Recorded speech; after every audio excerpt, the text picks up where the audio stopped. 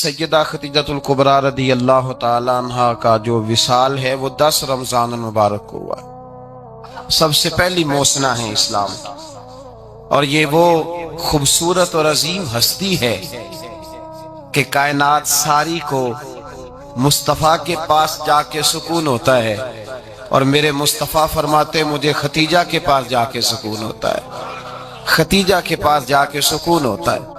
آپ فرماتے ہیں سیدی ماں، پہلی ماں، کہف امن و امان، حق گزارے رفاقت پہ لاکھوں سلام۔ آپ فرماتے ہیں جس طرح اصحاب کہف کو اس غار کے اندر جا کے سکون ملا تھا، اس طرح ہماری پہلی ماں کے پاس جا کے ہمارے نبی کو سکون ملا کرتا تھا۔ کہف امن و امان، یہ غار ہے امن و امان کی، جس طرح اصحاب کہف کی غار تھی۔ میرے بھائی، حضرت سیدہ خدیجۃ الکبریٰ رضی اللہ تعالی عنہ کی یاد منانا، ان کا ذکر کرنا اس لیے تو ضروری تھا ہی کہ وہ ہم سب کی ماں ہیں، اس لیے بھی ضروری ہے کہ وہ امت مسلمہ کی محسنہ ہے، اور اس لیے بھی ضروری ہے، یہ جملہ یاد رکھیے گا، اس لیے بھی ضروری ہے کہ جب حضرت ختیجہ کا تذکرہ ہوتا ہے تو میرے رسول پاک راضی ہوتے ہیں، حضور خوش ہوتے ہیں جب حضرت ختیجہ کی بات ہوتی ہے۔ جب حضرت خدیجۃ الکبریٰ رضی اللہ تعالی عنہ سے کوئی محبت کرتا، کوئی احترام کرتا تو حضور راضی ہوتے۔ پہلی محسنہ قرآن مجید سورہ احزاب کی آیت نمبر 6 میں اللہ کریم نے فرمایا النبی اولیٰ بالمؤمنین من انفسہم، یہ نبی مومنوں کی ان کی جانوں سے بھی زیادہ مالک ہے، وازواجہ امہاتہم، اور فرمایا نبی پاک کی ازواج مومنوں کی مائیں ہیں۔ حضرت خدیجۃ الکبریٰ رضی اللہ تعالی عنہ پہلی ماں ہے مومنوں کی۔ حضرت خدیجۃ الکبریٰ رضی اللہ تعالی عنہ اس دور کے اندر جس دور میں ابھی اسلام نہیں آیا تھا، ابھی پردے کے احکام نہیں آئے تھے، ابھی عورتوں کے بارے میں وہ سارے احکامات نازل نہ ہوئے تھے جس کی پابند ایک مسلمان خاتون ہوتی ہے، اس زمانے میں بھی حضرت خدیجۃ الکبریٰ پردے کی پابند تھی۔ اس دور کے اندر بھی حضرت خدیجۃ الکبریٰ سچ بولا کرتی، اس دور کے اندر بھی جناب خدیجۃ الکبریٰ کے مزاج میں نفاست تھی۔ بہت بڑے تاجر کی بیٹی تھی، بہت بڑے، اور باپ کے انتقال کے بعد حضرت خدیجہ نے خود تجارت سنبھالی، خود۔ یہ کیسی تاجرہ ہیں جو کبھی گھر سے باہر نہیں نکلی، یہ کیسی تاجرہ ہیں جنہوں نے کبھی جا کے کسی آدمی کے ساتھ گفتگو نہیں کی، یہ کس قسم کی تجارت پیشہ خاتون ہے جو کبھی مارکیٹ اور بازار نہیں گئیں، لیکن مکے میں جن کا مال سب سے زیادہ بکتا تھا وہ حضرت خدیجۃ الکبریٰ ہے۔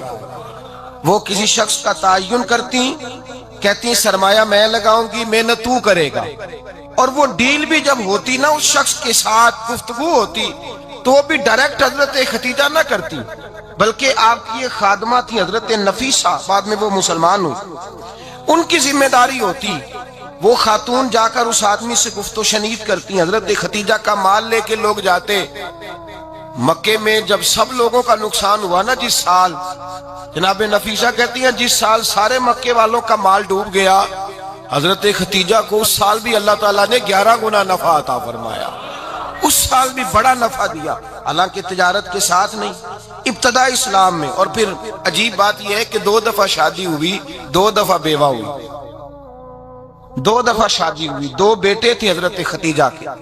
نبی پاک صلی اللہ علیہ وسلم سے قبل آپ کے 2 بیٹے تھے، ہند اور حالہ، دونوں مسلمان ہوئے، دونوں حضور کے صحابی ہوئے۔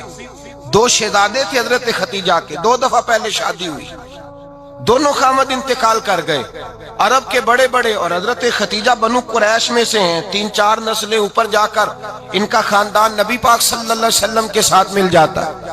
حضرت خدیجہ کا 2 دفعہ نکاح ہوا، آپ بیوہ ہو گئی، دونوں دفعہ خامد وصال کر گئے۔ بڑے بڑے مکے کے سرداروں نے پیغام نکاح دیا، حضرت خدیجہ خاموش رہی، نکاح نہیں کیا۔ لوگوں نے بڑی وجوہات بیان کی، الگ الگ باتیں لکھی۔ شیخ محقق شاہ عبدالحق محدث دہلوی فرماتے نہیں، اصل بات اور تھی۔ عرب کے اندر سال کے بعد عورتوں کا ایک میلہ لگتا تھا خانہ کعبہ کے پاس، صرف عورتیں اکٹھی ہوتی تھی، میلہ لگا ہوا تھا۔ ایک تورات جاننے والا یہودی عالم بھی آیا ہوا تھا، وہ بیویوں کے مجمع پہ نظر ڈال کے کہنے لگا بیویوں، مرد کا کام تو کوئی نہیں عورتوں کے مجمع میں بات کرنا، لیکن میں تمہیں ایک پیغام دینے لگا ہوں، اللہ کے آخری رسول جو مکے میں پیدا ہونے والے ان کے آنے کا وقت قریب آ گیا ہے. وہ بی بی بڑی خوش نصیب ہوگی جنہیں ان کی رفاقت ملے گی. عورتوں نے جب دیکھا کہ مرد آ گیا عورتوں کے میلے میں تو انہوں نے ڈانٹا جھڑکا کہا چل اٹھا اپنی کتابیں اور نکل جا. حضرت خدیجہ کہتی ہیں باقیوں نے ڈانٹا پر میں نے بات پلے سے باندھ لی. میں نے پلے سے باندھ لی اور میں انتظار کرنے لگی کہ اللہ کرے وہ نصیب میرے ہی ہو, اللہ کرے مقدر میرا ہی کھلے. آپ فرماتی میں تسبیح پڑھتی درود پڑھتی, میں اس زمانے میں جو اللہ کا ذکر جس طرح ہوتا تھا وہ میں شروع کرتی اور جب فارغ ہوتی تو میں التجا کرتی کہ اللہ میرے نصیبیں کھول دے. کہتی ہیں آہستہ آہستہ آہستہ آہستہ میں حضور کی تعریف سننے لگی, آہستہ آہستہ تعریف سننے لگی. نبی پاک صادق ہیں, امین ہیں, سچے ہیں, دیانتدار ہیں. اس برے اور میلے معاشرے میں بھی وہ سب سے اعلیٰ بھی ہیں اور سب سے اجلے بھی ہیں, وہ سب سے پاکیزہ ہیں. میں سننے لگی تعارف, آہستہ آہستہ میں ان کی گرویدہ ہونے لگی. ادھر نبی پاک صلی اللہ علیہ وسلم اپنے چچا جناب ابو طالب کے پاس رہتے تھے. قحط آ گیا, حالات بگڑ گئے. حضور سید عالم صلی اللہ تعالی علیہ وسلم سے چچا کہنے لگے بیٹے اگر مال تجارت لے کے شام جاؤ تو بڑا نفع کماؤ گے, ہمیں ضرورت بھی ہے, اور اگر ہو سکے تو ختیجہ کا مال لے کے جاؤ. نبی پاک نے کہا چچا میں نہیں کہوں گا کسی سے جا کے, میں نہیں کہتا کسی سے جا کے, جو میرے نصیب میں ہوگا میرا رب خود عطا فرمائے گا, میں نہیں کہوں گا. مصطفیٰ نے تو نہیں کہا. حضرت خدیجہ رضی اللہ تعالیٰ عنہ کہتی ہے میں نے خود اپنی خادمہ کو بھیجا, میں نے کہا جا کے پوچھو تو صحیح کہ میرا مال قبول ہوتا بھی ہے کہ نہیں, پوچھو. نبی پاک صلی اللہ علیہ وسلم سے پوچھا. حضرت خدیجہ کی خواہش ہے کہ آپ مال لے کے جائیں, حضور نے قبول کر لیا. جناب خدیجہ الکبریٰ رضی اللہ تعالیٰ عنہ کے غلام تھے, میسرہ ان کا نام تھا. جناب خدیجہ نے ان کو ساتھ بھیجا. فرمایا ایک 3 باتیں ارشاد فرمائی. ایک تو فرمایا سارا رستہ غور سے دیکھنا میرے نبی کے ساتھ کیا معاملات درپیش ہوتے ہیں.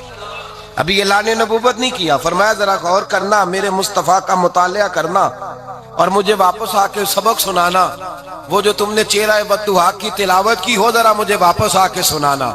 جنہاں نے دل بر جانی ڈٹھا ہو اکھیاں ہی تک لیاں, تو ملے ہوں تے ساجن ملیا ہوں ناساں لگ پئیاں, ذرا جا کے نا تلاوت کرنا اور مجھے دکھ. اور دوسرا فرمایا تم میرے غلام ہو تو مصطفیٰ کے بھی غلام بن کے رہنا, میں سنتی ہوں کہ کردار کے, افکار کے, نظریات کے, عظمت کے بلند و بالا, وہ جیسے کہیں ویسے کرنا. اور تیسری حضرت خدیجہ نے نصیحت فرمائی. فرمایا محمد ابن عبداللہ صلی اللہ علیہ وسلم کی رائے سے اختلاف نہ کرنا. یہ چلتے ہوئے معاہدہ کیا, جو وہ کہہ دے سو کر جانا. غلام کہتے ہیں میں ساتھ گیا, باتیں میں نے سن لی, لیکن جب سفر شروع ہوا نا ابھی چند منزلیں طے ہوئی تھی. میں نے کہا خدیجہ آپ نے کیا نصیحت کرنی تھی, ان کے ساتھ جو رہے گا وہ ان کا غلام ہی بن جائے گا, ان کے ساتھ جو رہے گا. تو اجے میرا محبوب نہیں ڈٹھا جن ویکھ کے چن شرماوے, جے رکھے ہاتھ پھلاں وچ ہاتھ نال پھلا رل جاوے, تے ادھی راتی چن چڑھ جاندے جدوں جلوہ فرماوے. فرمایا جو بھی ساتھ رہتا غلام ہو جاتا. میسرہ کہتے میں گیا, تجارت شروع ہوئی. کہتے ہیں نبی پاک صلی اللہ علیہ وسلم جب منڈی میں پہنچے تو لوگ قسمیں اٹھا اٹھا کے مال بیچ رہے تھے. اللہ کے محبوب جب گئے نا تجارت کرنے تو ایک آدمی کہنے لگا چلو معاذ اللہ بتوں کے نام تھے لات و منات, کہنے لگا لات کی, عزا کی, منات کی قسم اٹھاؤ. تو نبی پاک فرمانے لگے ان کی قسم اٹھاؤں جن کا میں نام لینا بھی پسند نہیں کرتا. ابھی اعلان نبوت نہیں کیا. اور فرمایا ویسے بھی میں قسم دے کے مال نہیں بیچتا, خریدنا ہے تو خریدو, نہیں خریدنا تو نہ خریدو. کہتے ہیں لوگ قسمیں اٹھا اٹھا کے پیچھے جاتے تھے, پر میرے نبی جس سے رخ پھیرتے تھے وہ نبی پاک کے پیچھے ہو جاتا تھا. ماتے کئی گنا زیادہ نفع کمایا. ہم رستے میں تھے, حضور ایک درخت کے نیچے آرام کرنے لگے. ایک عیسائی راہب غار میں بیٹھا تھا, نکل کے آ گیا. مجھ سے کہنے لگا مجھے وہ جانتا تھا. میں سرا یہ کس کو ساتھ لائے, یہ کون ہے؟ میں نے کہا اہل قریش کے ایک معزز آدمی ہے. کہنے لگے یار جس درخت کے نیچے یہ لیٹے ہوئے ہیں یہاں عام آدمی نہیں لیٹ سکتا, یہاں وہی لیٹے گا جو اللہ کا سچا رسول ہوگا, یہاں دوسرا کو لیٹ ہی نہیں سکا. یہ رسول ہے, ان کا خیال رکھنا, خیال رکھنا. کاش میں اس وقت تک زندہ رہوں جب یہ نبوت کا اعلان کریں. میسرہ کہتے ہیں میں غلام ہو گیا.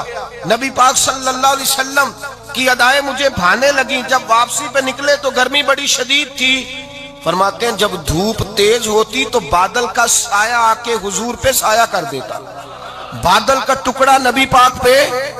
اللہ جانے کہاں بیٹھ کے لوگوں نے کتابیں پڑھی ہیں جو کہتے ہیں 40 سال کے بعد نبی بنے تھے، پتہ نہیں کہاں بیٹھ کے کتابیں پڑھی ہیں۔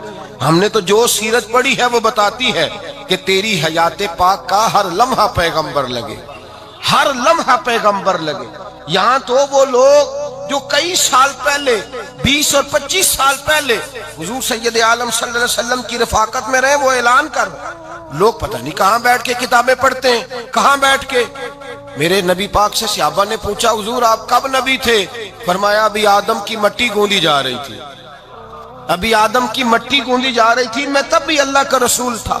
میرے بھائی نبی رحمت سید عالم صلی اللہ علیہ وسلم کے غلام حضرت ختیجہ کے غلام کہتے ہیں واپس آیا، اور پہلے بھی کئی دفعہ حضرت ختیجہ کا مال گیا تھا، بڑے نفع آئے تھے، پر جو نفع اس سال آیا وہ پہلے کبھی نہیں آیا تھا۔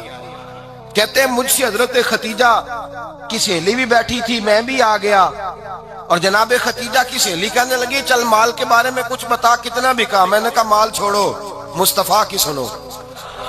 اور پھر کہتی چلو ٹھیک ہے، بادل سایہ کرتا تھا، چلو ٹھیک ہے، تم سے راہب نے پوچھا تھا یہ صحیح ہے، انہوں نے تیری سارے رستے بڑی خدمت کی، تیرا بڑا خیال رکھا، پر یہ بھی بتا تجارت کیسے ہوئی؟ تو میں سرا کہنے لگا زندگی میں نے بھی ساری گزار دی ہے، پر اس رسول کے ساتھ 4 دن ہی گزارے ہیں۔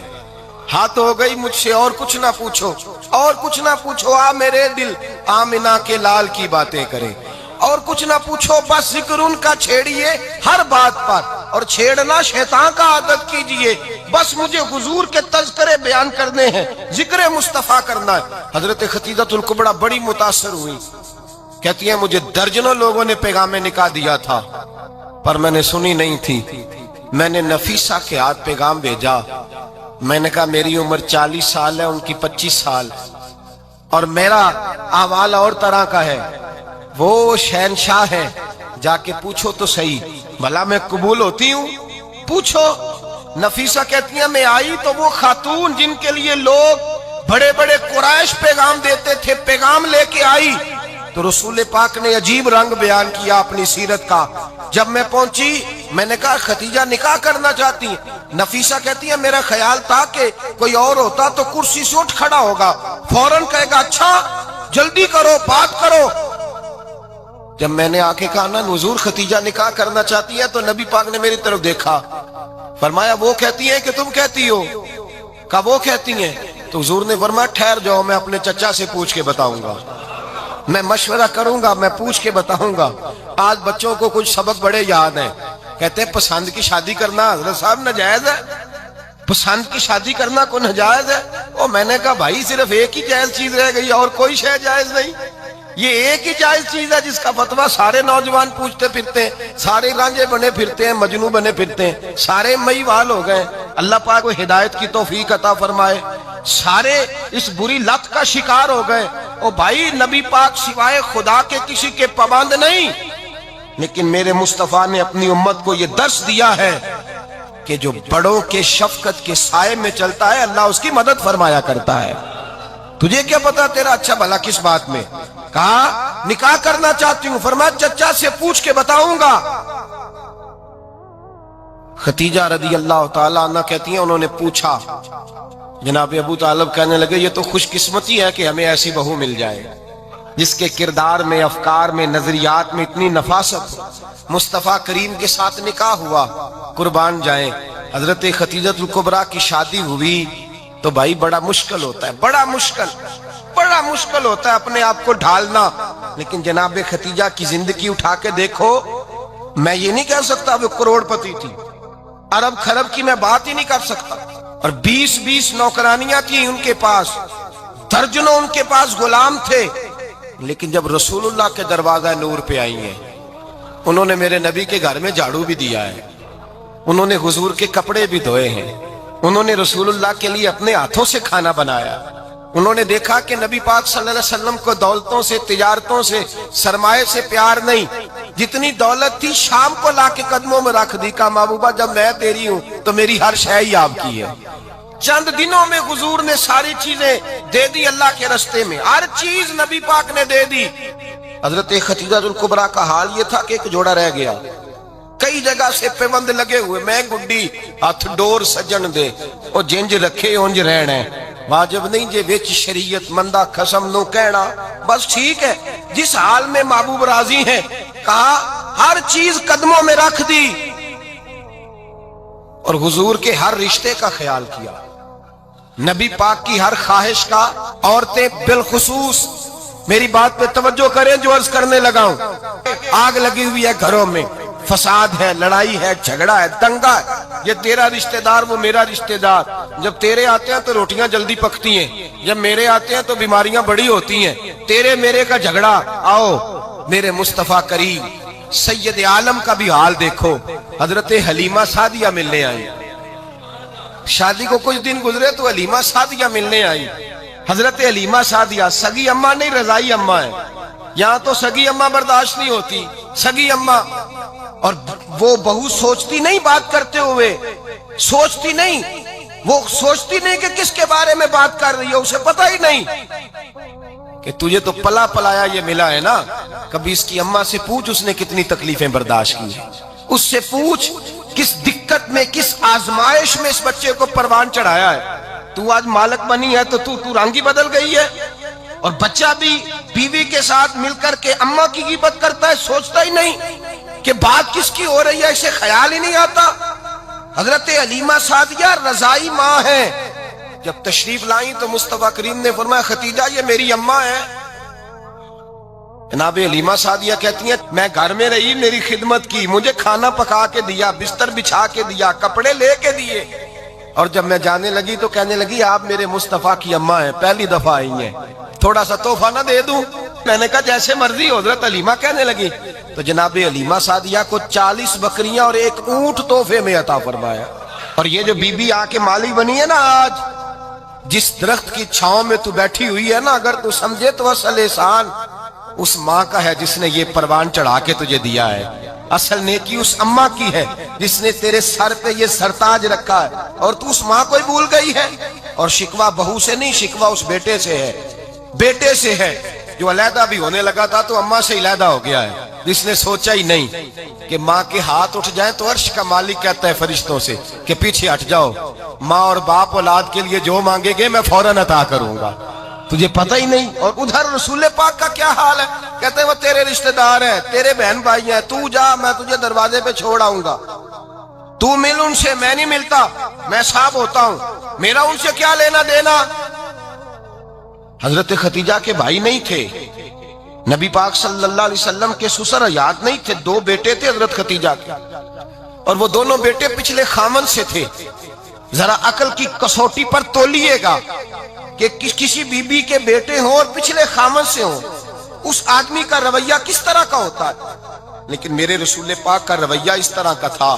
میں آپ کو سیرت کی کتابوں سے امام حلبی نے، کستلانی نے، صاحب فتح الباری نے لکھا ہے، رسول کائنات سید عالم صلی اللہ علیہ وسلم سوئے ہوتے تھے، اور جاگو اور سنو، اللہ کرے حضرت ختیجہ کا میرے نبی سے رشتہ اور میرے نبی کا حضرت ختیجہ کا رشتہ ہماری سمجھ میں آ گیا تو سمجھ لو ہمارے گھر جنت بن جائیں گے، روشنی پھیل جائے گی، سمجھو اور سیکھو۔ حضرت عائشہ صدیقہ فرماتی ہیں نبی پاک سو جاتے تھے نا دوپہر کو تو کہتی تھی مولا علی سے لے کر ابو بکر صدیق تک کسی کی طاقت نہیں ہوتی تھی حضور کو آ کے بیدار کرے، سوء ادب سمجھا جاتا تھا۔ اور میں ایک جملہ آگے بڑھا کے کہوں گا، میں کہوں گا اماں جی آپ تو مولا علی سے لے کر ابو بکر صدیق تک فرماتی ہیں نا، ہمارا تو عقیدہ یہ ہے کہ مصطفیٰ سو جائیں تو جبریل بھی نہیں جگا سکتے، وہ بھی نہیں آ سکتے، وہ بھی ہاتھ باندھے کھڑے ہیں کہ مولا کیسے جگاؤں، حضرت جبریل بھی نہیں جگا سکتے۔ لیکن حضرت عائشہ صدیقہ فرماتی ہیں میں تھی مدینے میں، گیا حضرت ختیجہ کے وصال، میں مدینے میں حضور کے گھر میں تھی، نبی پاک میرے گھر میں موجود تھے اور سید عالم سوئے ہوئے تھے۔ حضرت ختیجہ کے پچھلے خامند کے بیٹے جناب حالہ آ گئے اور وہ مسجد میں آ کے بولے، مسجد میں توجہ کرنا، مسجد میں بولے، انہوں نے مسجد میں آ کے پوچھا کہ نبی پاک کہاں ہے، مسجد میں۔ تو جناب عائشہ صدیقہ فرماتی ہیں حضور سوتے ہوئے بیدار ہو گئے، حضور طامت سمیٹی، فوراً سر کے اوپر کپڑا رکھا، میں نے کہا حضور کہاں جا رہے ہیں، فرماتی ہیں میں نے ایک دفعہ پوچھا تو حضور نے 3 دفعہ فرمایا میرا حالہ آ گیا ہے، میرا حالہ آ گیا ہے، میرا حالہ آ گیا ہے، ختیجہ کا بیٹا آ گیا ہے۔ میرے رسول پاک صلی اللہ علیہ وسلم نے بی بی کے رشتوں کا جو تقدس بیان کیا اس کو سمجھیے، فرمایا حالہ آیا ہے، بیدار ہو کے خود تشریف لے گئے۔ اور یہ تو حالہ تھے نا، بڑے بیٹے حضرت ختیجہ کے سب سے، ان کا نام ہند تھا، اور حضرت ہند سے کوئی بندہ تعارف پوچھتا نا، نبی پاک کا جو حلیہ ملتا ہے نا کتابوں میں، سیرت کی کتابوں میں، حضور کا مکھڑا کیسا تھا، مکھ چند بدر شاشانی ہے، متھے چمک دی لاٹ نورانی ہے، کالی زلف تیاک مستانی ہے، مخمور اکھی ہیں مد بریاں۔ یہ جو حضور کا حلیہ ملتا ہے نا، یہ حضرت ہند کا بیان کیا ہوا ہے۔ وہ بیان کیا کرتے تھے کہ نبی پاک کی آنکھیں کیسی تھی، حضور کے جلوے کیسے، وہ بیان حضرت ختیجہ کے بیٹے ہیں۔ کوئی ان سے پوچھتا کہ بڑے راضی رہتے ہو ہند، بڑے راضی رہتے ہو، تو حضرت ہند کیسے راضی کیسے نہ رہوں، راضی کیسے نہ رہوں، میرے بھائی کا نام علی المرتضیٰ ہے، بہن کا نام فاطمہ الزہرا ہے، ماں کا نام ختیجہ الکبریٰ ہے، اور باپ کا نام محمد مصطفیٰ ہے، میں راضی کیسے نہ رہوں۔ حضرت ختیجہ الکبریٰ کے رشتوں کے ساتھ رسول اللہ کا پیار، ان کے رشتے۔ کنز المال میں حضرت عائشہ صدیقہ کی حدیث ہے، جناب عائشہ فرماتی ہیں دوپہر کو حضور آرام کرتے تو کوئی آیا نہیں کرتا تھا۔ ایک دن ایک بوڑھی آ گئی دروازے پہ، اس نے چھڑی پکڑی ہوئی ہے، کہتے وہ اندر آئی تو نبی پاک بڑی تیزی کے ساتھ اٹھے، حضور سید عالم نے قریب بٹھایا، دیر تک حضور باتیں کرتے رہے، دیر تک گفتگو ہوتی رہی۔ فرماتے ہیں حضور نے اسے کوئی اضافی وقت دیا، عام صحابہ اس وقت آتے نہیں تھے، حضور کے آرام کا وقت تھا، اضافی وقت دیا نبی پاک نے۔ اور فرماتے ہیں جب وہ جانے لگی تو نبی پاک نے تحفے بھی عطا فرمائے، اور پھر ایک غلام سے، حضرت بلال سے یا کسی غلام سے فرمایا کہ ساتھ جاؤ اور گھر چھوڑ کر کے آؤ۔ نبی پاک صلی اللہ علیہ وسلم نے اعزاز دیا۔ حضرت عائشہ صدیقہ فرماتی ہیں دیر تک ملاقات بھی، تحفے بھی، انفرادی ملاقات۔ بعد میں نبی پاک صلی اللہ علیہ وسلم لیٹ گئے، میرے دل کے اندر خیال آیا کہ حضور جائیں گے اور جب رات کو واپس آئیں گے تو پھر میں پوچھوں گی کہ حضور یہ بی بی کون ہے، حضور اب آرام کر رہے ہیں۔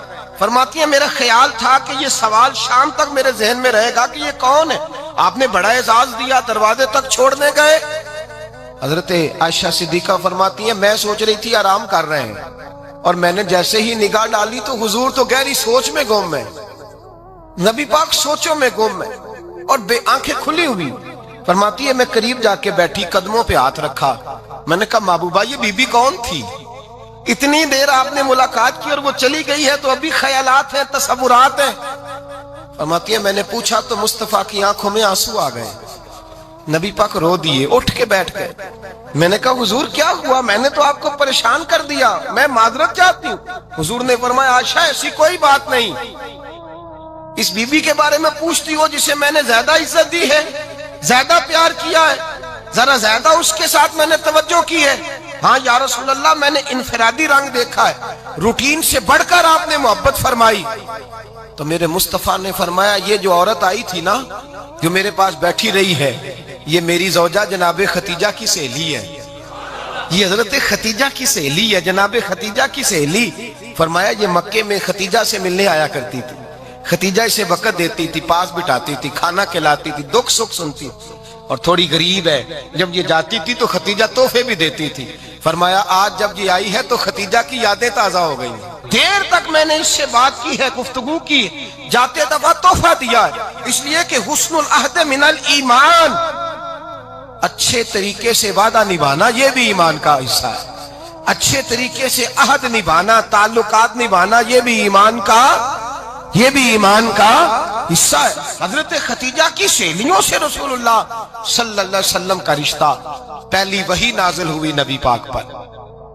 اب حضور جب ابتدائے وحی کے ایام آئے تو حضرت ختیجہ فرماتی ہیں رسول پاک غار حرا میں چلے جاتے، کئی کے دن وہاں رہتے، پہلی وحی آئی تو قرآن مجید کی تاثیر یہ ہے کہ لو انزلنا ھذا القرآن علی جبل لرأیتہ خاشعا متصدعا من خشیۃ اللہ، فرمایا اگر میں پہاڑوں پہ نازل کروں قرآن کو تو وہ بھی میرے خوف سے ریزہ ریزہ ہو جائے، اتنی تاثیر ہے۔ جب حضور کے قلب اطہر پر آیا تو نبی پاک کامتے ہوئے گھر آئے، زملونی زملونی، مجھے چادر اڑاؤ چادر اڑاؤ۔ حضرت ختیجہ نے چادر دی، بیٹھ گئے، کہا ختیجہ آج کوئی آنے والا آیا ہے، اقرأ باسم ربک الذی خلق، یہ آیات اس نے مجھے دی ہیں اور میں بڑے خوف کے عالم میں ہوں۔ حضرت خدیجہ کے لفظ بڑے حسین ہیں۔ جناب خدیجہ الکبریٰ رضی اللہ تعالیٰ عنہ کیا فرماتی ہیں؟ کہتی ہیں یا رسول اللہ صلی اللہ علیہ وسلم آپ غم نہ کریں، رب آپ کو رسوا نہیں کرے گا، عزتیں عطا کرے گا۔ اور دلیل کیا ہے؟ حضرت خدیجہ فرمانے لگی دلیل یہ ہے کہ آپ غریبوں کی مدد کرتے ہیں، مسکینوں کا خیال رکھتے ہیں، اور محبوبہ کمزوروں کا بوجھ آپ اٹھاتے ہیں۔ جس کے اندر یہ خوبیاں ہوتی ہیں اللہ اسے عزت ہی عطا فرمایا کرتا ہے۔ حضرت خدیجہ الکبریٰ رضی اللہ تعالیٰ عنہ سب سے پہلے نبی پاک پہ ایمان لائی۔ بڑا مشکل ہوتا ہے، ہمارے جو فلسفے کے لوگ ہیں وہ کہتے ہیں بہت بڑا ولی اللہ بھی ہو تو بیوی اس کی مان جائے، یہ مشکل ہوتا ہے کام، یہ مشکل ہوتا ہے۔ حضرت خدیجہ الکبریٰ رضی اللہ تعالیٰ عنہ سب سے پہلے ایمان، اور کس طرح کا ایمان؟ کس طرح کا ایمان؟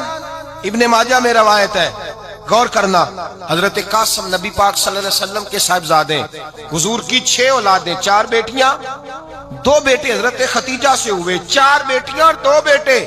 دھوکہ دیتے ہیں بعض لوگ، کہتے ہیں حضرت خدیجہ کی ایک ہی بیٹی تھی۔ حضرت قاسم حضور کے بیٹے تھے، وہ وصال کر گئے۔ حضرت خدیجہ ابھی دودھ پلاتی تھی کہ شہزادے پردہ کر گئے۔ ایک دن گھر میں بیٹھی ہوئی تھی تو کہنے لگی یا رسول اللہ صلی اللہ علیہ وسلم میرے بیٹے قاسم کے حصے کا دودھ میرے وجود میں بھر آیا ہے، کاش میرا رب اتنا موقع دیتا کہ میرا بیٹا مدت رضاعت ہی پوری کر لیتا، وہ دودھ پی لیتا۔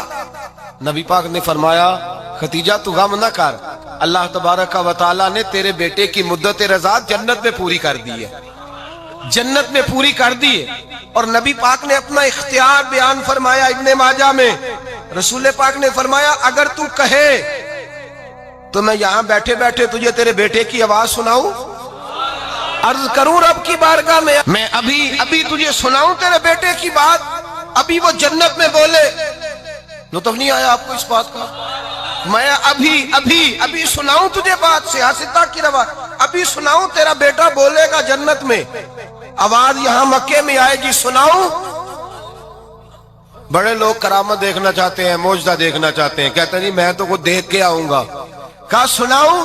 حضرت خدیجہ کا ایمان دیکھیں، کہنے لگی محبوبہ مجھے سننے کی کیا ضرورت ہے، میں خدا کو بھی مانتی ہوں، محمد مصطفیٰ کو بھی مانتی ہوں، میں بن دیکھے ہی مانتی ہوں، بن دیکھے ہی مانتی ہوں، مجھے سننے کی ضرورت ہے، آپ نے کہہ دیا تو سو ہو گیا، مجھے حاجت ہے۔ حضور کہہ رہے ہیں اگر تو کہے تو دعا کروں، التجا کروں، ابھی آواز اللہ سنا دے، ابھی سناؤں؟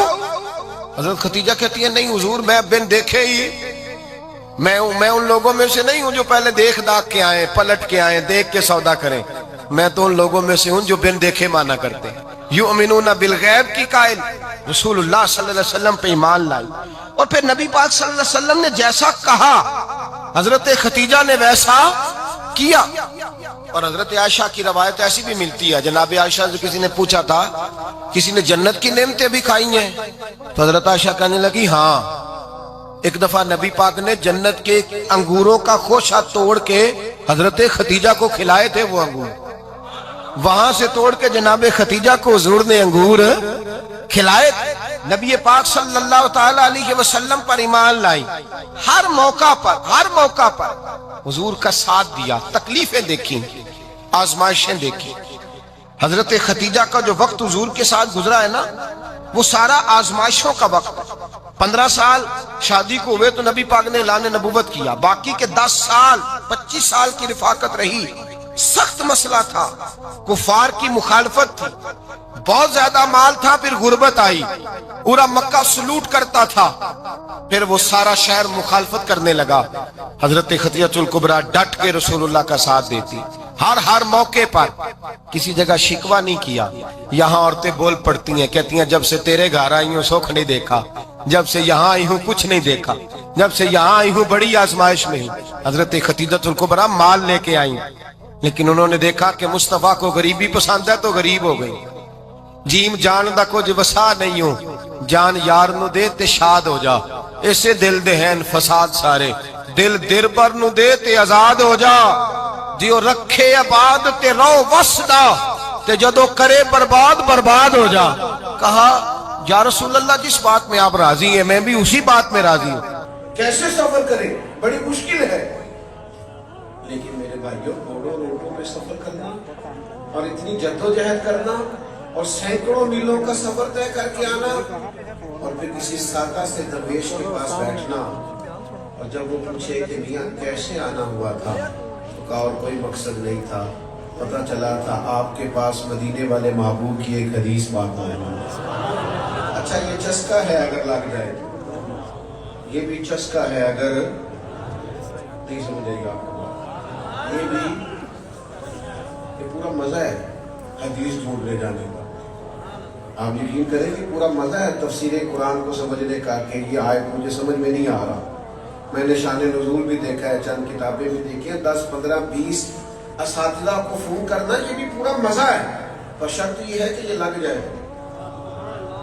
یہ بھی ایک پورا ذائقہ ہے، لگ گیا تھا نا امام مسلم کو۔ لوگ کہتے ہیں کھجوریں کھاتے کھاتے اللہ کے حضور حاضر ہو گئے، میں نے کہا کھجوریں تو عام بیٹھ کے کھائیں تو اتنی کھائی نہیں جاتی۔ اصل مسئلہ یہ تھا کہ کتاب کی برق گردانی کرنا اور اس کو ڈھونڈنا کہ میرے نبی کریم نے اس موقع پر کیا فرمایا۔ یہ ذائقہ بھی اگر کبھی لگ جائے نا، یہ صورت بھی اگر کبھی بن جائے تو یہ بڑا مزہ دیتی ہے، اس کا بھی ایک اپنا لطف ہے، ایک اپنا ذائقہ۔ حضرت معاذ بن جبل رضی اللہ تعالیٰ عنہ بیان فرماتے ہیں، کہتے میں نے درجنوں لوگ ایسے دیکھے جو حضور کی بارگاہ میں بیٹھے ہوتے تھے تو یوں لگتا تھا جیسے جھولیاں پھیلا رکھی، ان کی نظریں جھکی ہوتی تھی ایسے گویا سروں پہ پرندے بیٹھے ہیں، لیکن ان کی ہوش اتنے سلامت ہوتے تھے کہ ایک ایک بات محبوب کی محفوظ کیے جاتے ہیں۔ اور آپ کبھی کتب حدیث کا مطالعہ کریں، انہوں نے صرف حضور کی باتیں یاد نہیں کی، حضور نے کس موقع پر کیا اشارہ کیا تھا وہ بھی یاد کر کے روایت کیا۔ اگر محبوب نے کہیں 2 انگلیاں جوڑ کے دکھائی ہیں تو ہر روایت میں ان کی 2 انگلیاں جڑی ہوئی نظر آتی ہیں۔ یہ بھی ایک ذائقہ ہے، ایک لطف ہے۔ ہمارا یہ مسئلہ بن گیا ہے کہ ہم نا یہ والا ذوق نہیں پیدا کرتے، یہ والی تو ہم نے کچھ ایسے بزرگ دیکھے اپنی زندگی میں جنہوں نے بہت علماء کی تقریریں سنی، لیکن اس طرح کر کے سنی کہ جس محفل میں گئے کاغذ قلم ساتھ لے گئے، حضرت نے آج کیا بیان کیا اس کو نوٹ کیا، ان کے پاس ذخیرے جمع ہو جاتے تھے۔ وہ سن کے بعض لوگوں کی قوت سماعت بڑی اچھی ہوتی، سن کے جلدی یاد کر لیں، سن کے انہوں نے بڑی ساری باتیں اپنی تربیت کے لیے اپنی، اور پھر اس طرح بھی ہوا کہ ان سننے والوں میں سے بہت سارے صوفی تیار ہوئے۔ میں درجنوں ایسے لوگوں کو جانتا ہوں انہوں نے باقاعدہ نصاب تو نہیں پڑھا، لیکن کسی شیخ کی صحبت اٹھائی ہے تو بہترین کر کے اٹھائی، زبردست کر کے اٹھائی، اس کے نقوش نظر آتے ہیں باقاعدہ۔ تو یہ ذوق جو ہے نا تھوڑا سا علم کا شوق، آج بڑا گھٹن والا ماحول ہو گیا، ہر بات پہ اعتراض، ہر بات پہ شکوہ۔ آپ تو ماشاءاللہ اہل محبت ہیں اور یہاں ایک خانقاہ پہ تشریف فرما ہے، لیکن جب دنیا سے اٹھ کے ہم ایسی جگہوں پہ جا کے بیٹھتے ہیں نا جو کہیں وابستہ نہیں، جو دور بیٹھے ہوئے ہیں اور جن کے مزاج میں تنقید ہے، تو ہم جب ان کی باتیں غور سے سنتے ہیں نا کہ بہت امیر آدمی ہے لیکن اس کا خیال یہ ہے کہ یار یہ مولوی کچھ بھی نہیں کر رہے، یہ بس بعض معاملات میں ان کا خیال ہوتا ہے کہ بوجھ ہی بنے ہوئے ہیں۔ تو جب ان لوگوں کی ساری باتیں غور سے سنتے ہیں تو محسوس ہوتا ہے بیچارے کسی پراپوگنڈے کا شکار ہے، کسی نے وہم میں ڈال دیا ہے۔ ظاہر ہے کوئی بندہ بھی اس وقت چھوٹا نظر آتا ہے جب اسے دور سے دیکھا جائے یا غرور سے دیکھا جائے۔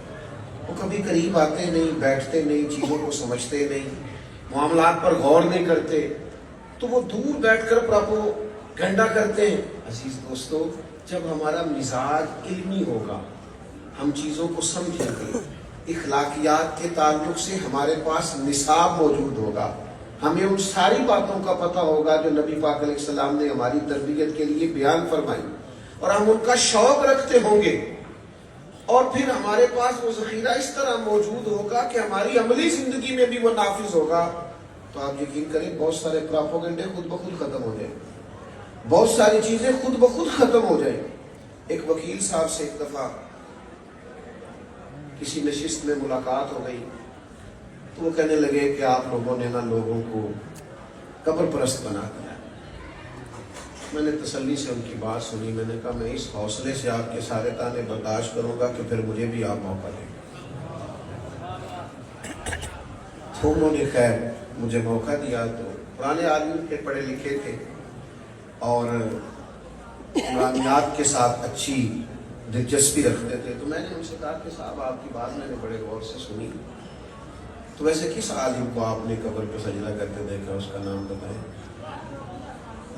چلے کوئی آپ مثال ایک دو. کہنے لگے کہ بہت سارے لوگ ہم نے وہاں پہ جا کر دیکھے. میں نے کہا ان پڑھ آدمی تو کسی بھی قوم کا ہو وہ کبھی دلیل نہیں ہوتا. تو کبھی دلیل نہیں ہے نا. ان پڑھ آدمی نے کوئی غلطی کر لی تو آپ اسے دلیل بنائیں گے, وہ ہم سے ویسے بھی. اور پھر ابتلا سے حکم بھی نہیں بدلتا. میں بھی اگر کوئی غلطی کروں تو میری ذاتی غلطی ہے, ان کو میرے نظریے نے, میرے عقیدے نے, میری جماعت نے تھوڑی مجھ سے کہا. ابتلا سے حکم تھوڑی بدلتے, تو ہو جاتا ہے. تو مجھے کہنے لگے پھر آپ لوگوں کا نصاب کیا. میں نے کہا یہ بالکل آخر میں بتائیں گے آپ کو, پہلے آپ یہ بتائیں کہ آپ نے اتنی سخت بات کی کہ ہم معاذ اللہ قبر پرست ہیں, یعنی ایک مومن کو آپ نے کافر ہی کہہ دیا. آپ کو بھی تو کوئی دلیل پیش کرنا چاہیے تھے نا اس پر. اتنی سخت بات آپ نے کی, آپ کو اس پر دلیل دینی چاہیے. خاموش ہو گئے. تو پھر میں نے ان سے کہا کہ آپ نصاب پڑھیے, ہمارے بزرگوں کو پڑھیے, اور آپ زیادہ نہیں تھوڑا پڑھیے. آپ جس نے کہیں کوئی خلاصہ آپ کو نظر آ جائے وہ پڑھیے. آپ اعلیٰ حضرت بریلوی کو نہیں پورا پڑھ سکتے تو پروفیسر ڈاکٹر مسعود احمد صاحب کو پڑھیے, جنہوں نے ان پہ لکھا ہے. بزرگ تھے, اور کیا بزرگ تھے وہ بھی, کیا ہستی تھی. ان کی زیارت کرنے سے محسوس ہوتا تھا کہ کیا بات. اور کمال لکھا انہوں نے فاضل بریلوی پہ, اور لوگوں کو ریسرچ پہ لگایا. 20 لوگوں نے ان کی نگرانی میں پی ایچ ڈیز کے مقالہ جات لکھے. کام کام بسرے, مطلب یہ یہاں کا عنوان نہیں. تو میں نے انہیں ایک حوالہ پیش کیا اعلیٰ حضرت رحمۃ اللہ علیہ کا, جس میں فاضل بریلوی کہتے ہیں کہ کسی بھی قبر پہ جاؤ تو 4 ہاتھ دور کھڑے ہو گئے. مزار سے 4 ہاتھ, آپ کی توجہ ہے میری بات پر, مزار سے 4 ہاتھ. آپ یقین کریں سعادت مند آدمی تھے, اور میں یہاں باوضو حاضر ہوں. میں نے اس شخص کو جب کتاب دی تو میں نے اسے حیرت میں گم ہوتے دیکھا. کہ میں نے کہا یہ مولانا احمد رضا نے لکھا ہے. میں نے کہا اس کو پڑھیے, 100 دفعہ پڑھیے. اب میں اس میں فاتحانہ ہاتھ کھڑے کر کے وہاں سے واپس نہیں آیا. میں نے اپنے دوستوں کو واپس آ کے یہ نہیں کہا کہ میری 2-3 ملاقاتیں ہوئی, دیکھو بندہ, یہ میں نے نہیں کہا. بلکہ میں واپس آیا اور گاڑی میں بیٹھتے ہی میں اپنے دوستوں سے کہا آج مجھے احساس ہوا ہے اپنی سستی کا, آج مجھے احساس ہوا ہے اپنی کاہلی کا, آج مجھے احساس ہوا ہے کہ ہم کس قدر زیادہ ناکام ہوئے اس کام میں کہ ہم اپنے بزرگوں کی خاص باتیں بھی لوگوں تک پہنچا نہیں سکتے. ہم کسی کو بتا ہی نہیں سکے کہ ہمارے بزرگوں نے کیا لکھا ہے. وہیں رہے اپنے 4-5 لوگوں میں مست, یہ پیغام دے ہی نہیں سکے. خدا کرے کہ ایسا ہو, خدا کرے کہ ایسا ہو کہ آپ حضرت فقیہ اعظم کو پڑھنے والے ہوں. اللہ کرے کہ ایسا ہو آپ اعلیٰ حضرت بریلوی کو پڑھنے والے ہوں. لیکن میں بڑی ذمہ داری سے کہتا ہوں, اتنی مشقتیں زندگی بھر جن لوگوں نے کی, ان سے خالص پیار رکھنے والوں نے بھی پیار تو کیا اور خالص کیا, لیکن جو اصل مشن تھا اس مشن پر چل نہیں سکے, توجہ نہیں کی, غور نہیں کی. آپ کے پاس تو ہر وقت کتابیں ہونی چاہیے تھی, ہر وقت کتابیں بٹنی چاہیے تھی. جتنی کتابیں آپ کے بزرگوں نے لکھی ہیں تو دور دور تک مثال ہی نہیں ملتی. تو یہ شوق جب پیدا ہوگا نا, مزاج علمی ہوگا, طبیعت سیکھنے کی ہوگی. زیادہ باتیں نہیں کرنی, بات کو سمیٹنا ہے. یہ بھی چسکا ہے, اگر کبھی لگ جائے نا سرکار کی حدیث پاک پڑھنے کا, سننے کا. یہ بھی حضرت عبداللہ ابن عباس کو حضور نے دعا دی تھی نا کہ اللہ تعالیٰ تجھے دین کی فقاہت عطا کرے. تو ان کو پتہ چلا کہ حضرت ابی بن کعب رضی اللہ تعالیٰ عنہ محبوب کی احادیث کا ذخیرہ رکھتے ہیں. تو پھر ان کے گھر جاتے تھے تو استاذ کے احترام کا یہ حال تھا کہ دستک نہیں دیتے تھے, ان کے دروازے پہ بیٹھ جاتے تھے. اور فرماتے کبھی میں یوں بھی بیٹھتا کہ میں بیٹھا رہتا, اور پھر کبھی یوں بھی بیٹھتا کہ بیٹھے بیٹھے تھک جاتا, اور پھر میں اپنے امامے کا سرہانہ بنا کے ان کے دروازے کے کونے پہ ایک سائڈ پہ لیٹ جاتا. ٹھنڈی ہوائیں جب مدینہ چوم کے گزرتی تو ریت میرے بالوں میں پڑ جاتی. فرماتی میرے استاد حضرت ابی بن کعب اپنی مرضی سے باہر آتے اور مجھے لیٹا ہوا دیکھتے تو میں ان کی آنکھوں میں آنسو بھی چمکتے دیکھتا، اور پھر وہ فرماتے ہو میرے نبی پاک کے چچا زاد مجھے بلا لیا ہوتا، میں آپ کے پاس آ جاتا، تو فرماتے نہیں آج شہزادہ بن کے نہیں آیا، شاگرد بن کے آیا۔ مجھے کچھ محبوب کی احادیث آپ سنا دیں، میں ان کو یاد کر لوں۔ میرے عزیزوں یہ بھی ایک ذائقہ ہے، خدا را کوئی ایسی ویڈیو نہیں بچی جو ہم نے نہ دیکھی ہو، کوئی ایسی نئی داستان نہیں جو ہماری نظروں سے نہ گزری ہو۔ یعنی ابھی کسی نے تصویریں چڑھائے 5 منٹ نہیں گزرتے ہم دیکھ بھی لیتے ہیں، ایک دوسرے سے پوچھ رہے ہوتے ہیں جناب وہ کیا بنا، اور میری طرح کا کچھ شخص اگر کہہ دے میں تصویریں دیکھ نہیں سکا تو کہتے لو تسی ساڈیاں تصویریں ہی نہیں تکیاں، اتنا قریبی تعلق ہے۔ وہ باہر آ جائیں، اب تو تھکاوٹ ہو گئی ہے ان کاموں سے، اب تو بعض اوقات طبیعت پہ بوجھ بنتی ہیں بعض چیزیں، عملی زندگی میں آئیں، کتاب و سنت کا شوق پیدا کریں۔ تھک گئے ہیں لوگ مال کما کما کے، تھک گئے ہیں لوگ اچھے کھانے کھا کھا کے، تھک گئے ہیں لوگ دنیا کے مسائل حل کر کر کے، تھک گئے ہیں لوگ ٹریولنگ کر کر کے، اب وہ لوٹنا چاہتے ہیں رسول کریم کے قدموں کی طرف۔ بے چینیاں بڑھ گئی ہیں، پریشانیاں بڑھ گئی ہیں، ذہنی آوارگی بڑھ گئی، حالات کنٹرول سے نکل رہے ہیں، دنیا واپس گنبد خضرا کی طرف لوٹنا چاہتی ہے۔ دینداروں کی ذمہ داریاں بڑھتی جا رہی ہیں، انہیں دینی ذوق اور دینی علم کے فروغ کے لیے جدید تقاضوں کے مطابق منظم جدوجہد کرنی پڑے گی۔ اور وہ طبقہ جس کے بارے میں میرا اور آپ کا خیال ہے کہ یہ بالکل بھی دین سے دور ہے، میں سفر مجھے بہت کرنا پڑا زندگی میں، تو بڑے خوبصورت تجربات ہوئے۔ ہم کوئی 7-8 گھنٹے والی ایک فلائٹ میں موجود تھے، تو میرا خیال یہ تھا کہ یار یہ سارے لوگ شاید دنیا دار ہیں، تو میرے موبائل میں کچھ قرآن مجید ہے تو میں ہی شاید دیکھ رہا ہوں، تو ایک نوجوان ہم نے ایسا بھی دیکھا جس نے بال پیچھے سے باندھ رکھے، پونی پہنی ہوئی ہے، اور اس کی حالت یہ تھی کہ پینٹ شرٹ بھی چلو لوگ پہنتے ہیں پر کچھ زیادہ ہی اس نے جدید پہن لی۔ تو وہ بعض لوگ ہنس بھی رہے تھے، اور اللہ تعالیٰ مجھے معاف کرے میں بھی پڑھتے پڑھتے تھوڑا سا مسکرایا، لیکن پھر بعد میں ڈھیر سارے لوگوں نے میری طرح سجدہ صاف کیا جب وہ بظاہر فیشن میں لگا ہوا نوجوان اور ساتھ والی سیٹ پر بیٹھتے ہی سیٹ بیلٹ باندھتے ہی جب اس نے اپنی فائلوں کے اندر سے قرآن مجید نکالا، میں پڑھنا شروع کیا، تو میں بھی کہہ رہا تھا نہیں بھئی یہ اجارہ داری کوئی نہیں، یہ کسی کے گھر کی لونڈی کوئی نہیں، یہ توفیق ہے وہ کریم جس کو چاہتا ہے عطا فرما دیا۔ آپ یہ مت سمجھیے کہ یہ بگڑا ہوا جوان ہے، یہ قریب نہیں آئے، آپ اس کے اندر ذوق تو پیدا کریں، اس کا دل تو دھڑک رہا ہے، دل اگرچہ جان گزل ہے کروں کیا کہ دل ہے، غم عشق اگر نہ ہوتا تو غم روزگار ہوتا، ان کو عشق کا غم نہیں لگا تو روزگار کا لگ گیا ہے، انہیں غم عشق لگائیے لگ جائے گا، یہ تو تیار بیٹھے ہیں، کوئی ہے ہی نہیں جو آ کے چنگاری سلگا دے۔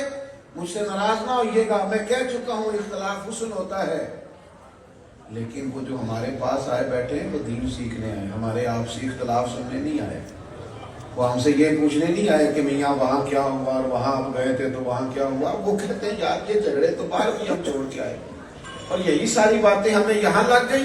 تو یہ ذائقہ تمام مسائل کا حل یہ ہے کہ آپ نبی پاک علیہ السلام کے دین کے فروغ کے لیے، کتاب و سنت کی ترویج کے لیے، حضرت بقی الدین ابن مخلد کہتے ہیں میں اپنے ماموں کے پاس پڑھتا تھا، اور میری طلب حدیث پاک میں اتنی زیادہ تھی کہ میرے ماموں مجھے کہنے لگے پتر تو بغداد چلا جائے امام احمد بن حنبل کے پاس، میں تیرا ذوق نہیں پورا کر سکتا۔ فرماتے میں دریا پہ بیٹھا آنے کے لیے تو رستے میں طوفان آ گیا، وہ میں بچھڑا قافلے سے جزیرے پہ چلا گیا، 1 مہینہ بغیر کھائے پیے گزارا، پھر کوئی سہارا ملا تو بغداد پہنچے، جو بغداد آئے تو پتہ چلا کہ امام احمد بن حنبل پر تو بادشاہ نے بڑی سختی کر دی ہے، گھر میں نظر بند کر دی ہے۔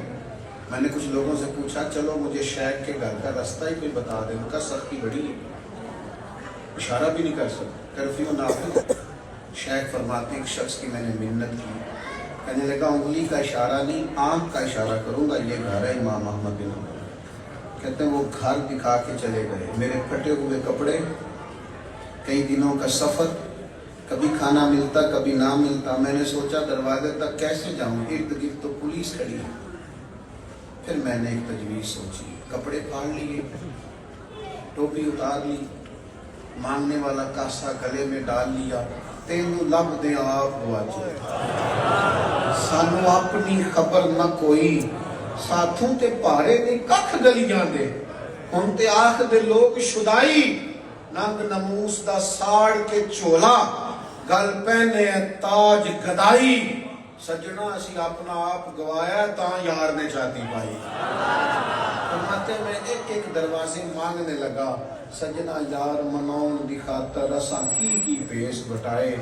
فرماتے مانگتے مانگتے امام احمد بن حنبل کا دروازہ آیا اور میں نے صدا لگائی، فقیر ہوں، دور سے آیا ہوں، تو مہربانی ہو جائے۔ کہتے ہیں شیخ باہر تشریف لائے فقیر کو دینے کے لیے، اور جب 1 دینار وہ میرے کاسے میں ڈالنے لگے، چھوڑ دیں کہ مہربانی کریں، اتنی مزیدار بات ہو رہی ہے، کیوں دخل دے رہے ہیں آپ، بات سنیں۔ فرماتے ہیں کہ جب وہ 1 دینار ڈالنے لگے تو میں نے ہاتھ پکڑ کے چوم لیا، اور پھر میرے آنسو جو بہے تو میں نے کہا میں وہ والا فقیر نہیں جو پیسے لینے آیا ہوں، میرے پھٹے ہوئے کپڑے دیکھیں، میں روز فقیر بن کے آیا کروں گا، آپ محمد عربی کی چند حدیثیں سنا دیا کریں۔ کہتے ہیں امام صاحب نے بھی نظر اٹھا کے دیکھا، طالب علموں، کچھ طالب علم بھی ایسے ہوتے ہیں جو استاد کا دل کرنے لگتا ہے میں تیاری کر کے آؤں، یہ مجھ سے سوال پوچھتا ہے۔ کچھ طلباء بھی ایسے ہوتے ہیں جن کی وجہ سے نا تھوڑا دل کرتا ہے کلاس میں بیٹھنے کو۔ شیخ فرماتے ہیں کئی مہینے میں فقیر بن کے جاتا رہا، اور کئی مہینے میں کس آگے کر کے حدیثیں سنتا رہا، پھر حالات بدل گئے، حالات بدل ہی جاتے ہیں۔ ہاں حالات کے سہم میں ہوئے لوگوں کو بتا دو، حالات بدل جاتے ہیں، ایک جیسے نہیں رہتے۔ فرماتے ہیں بدل گئے حالات، حکومت بدل گئی، نیا بادشاہ آیا تو اس نے مدرسہ بڑا بنا کے دیا۔ کہتے ہیں شیخ مسند تدریس پہ جلوہ فکن ہوئے تو ہم نے بھی کپڑے بدل لیے۔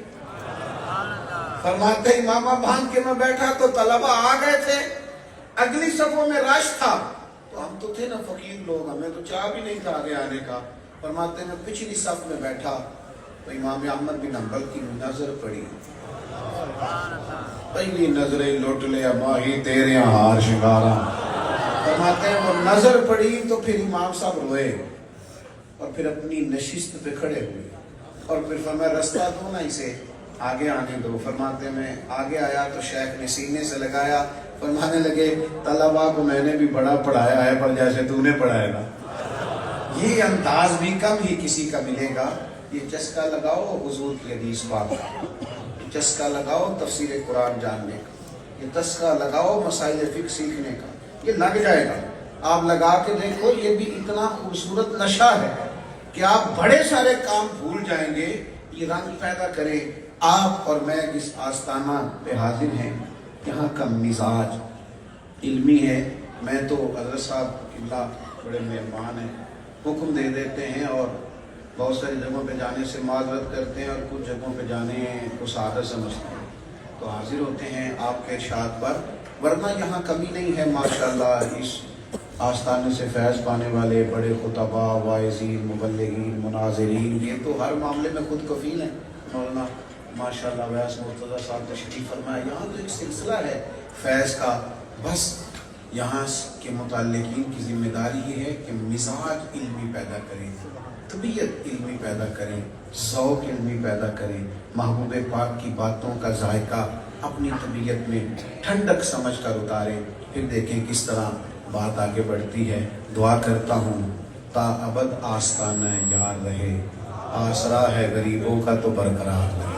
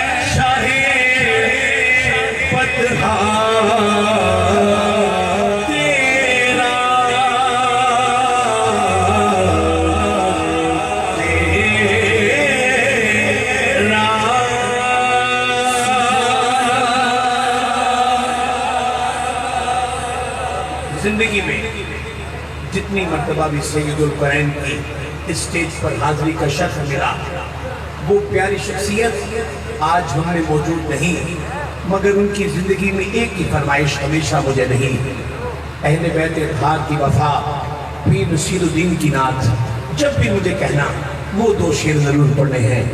ایک میں ہی نہیں ان پر قربان زمانہ ہے، ایک میں ہی نہیں ان پر قربان زمانہ۔ ہاتھ اٹھائیں ذرا، اٹھائیے ہاتھ، ایک میں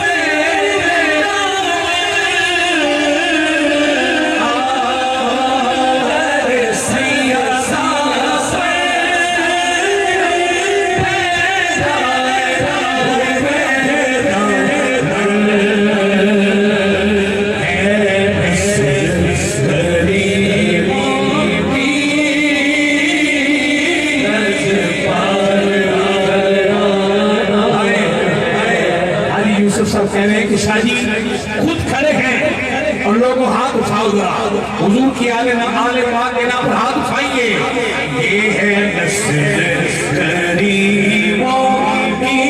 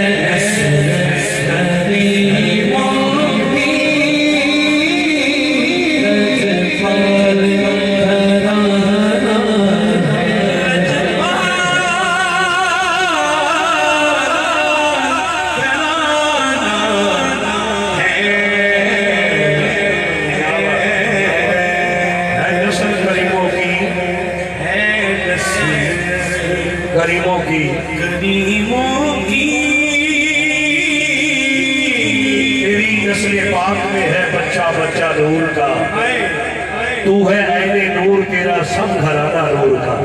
نجپال گھرانہ